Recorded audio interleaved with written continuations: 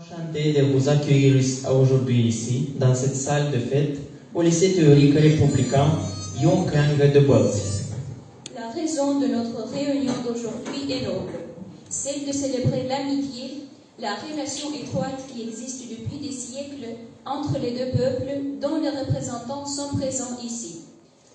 Nous vous proposons d'écouter son message enregistré spécialement pour nous tous ici présents. Beaucoup d'émotions que j'ai après le beau projet qui est le vôtre. La grand-mère de Robert Badinter est née en 1863 dans le Île-de-France, région d'Europe centrale où vivaient avant la Seconde Guerre mondiale plus de 11 millions de Juifs unis par leur langue, le hindi.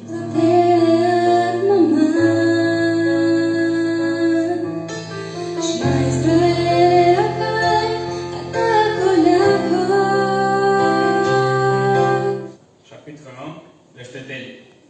Ibis habite à la fin du 19e siècle dans le shtetl, quartier juif de Dinetz dans Bessarabie. Ainsi passe la semaine, elle et moi. Chaque soir, j'ai pris l'Éternel de protéger mes fils et de me ramener mon beau mari Choline. Je l'aime tellement. Je suis sûre qu'il reviendra et nous serons heureux de nouveau. Le pensée de 10 avant le départ. Quoi faire?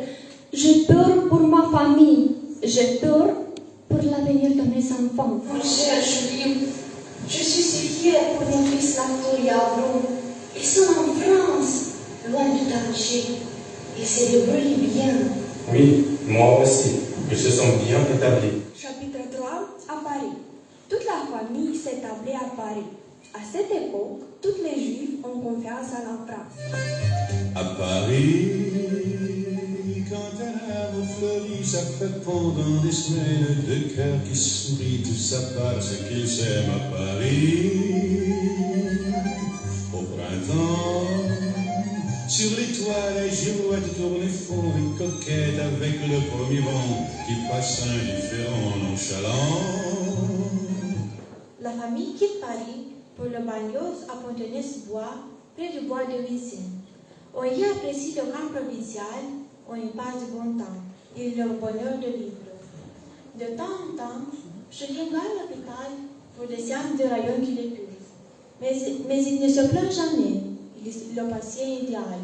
Il dit toujours que tout est bien. Les chansons, les plages, les bleus, les pages, les noms blanches, la tête qui rivage, le regard qui s'évade, les jours des plages. Il a suivi des études scolaires à Moscou, mais il n'a pas de fortune. Charlotte et Simon se rencontrent au bal des Bessarabiens de Paris. En 1928, Simone et Charlotte, profondément attachées à la France, obtiennent enfin la nationalité française. Vous savez bien, Simon, qu'il était juif et pauvre. Chapitre 7, le désastre. C'est la déclaration de la Seconde Guerre mondiale. La famille continue à vivre en Inde. Oh mon Dieu, je t'en prie de tout mon cœur de sauver ma famille. Sauve ma famille de ces désastres. Sauve ma famille de la guerre. Hitler est le Satan incarné, un démon lancé sur la terre pour tuer tous les Juifs. Je t'en prie, protège ma famille de lui. Ils disent, je vais vous écrire une ordonnance. Bientôt, c'est le printemps. Vous allez pouvoir sortir, faire des promenades. Le projet IDIS en est une magnifique, connaît un point de départ. Pour ce projet, tout a commencé à la lecture d'un petit livre, Ces Roumains et Moldaves qui font la France, dans lequel il est indiqué que M. Robert Badinter, né, selon ses propres mots, dans un appartement petit bourgeois de Paris, avait des origines bessarabiennes, aussi bien du côté maternel que paternel. Je remercie aussi les professeurs d'avoir accepté notre proposition originale de faire d'enseigner le français dans ce type de projet. Nous avons connu la personnalité de Robert Badinter.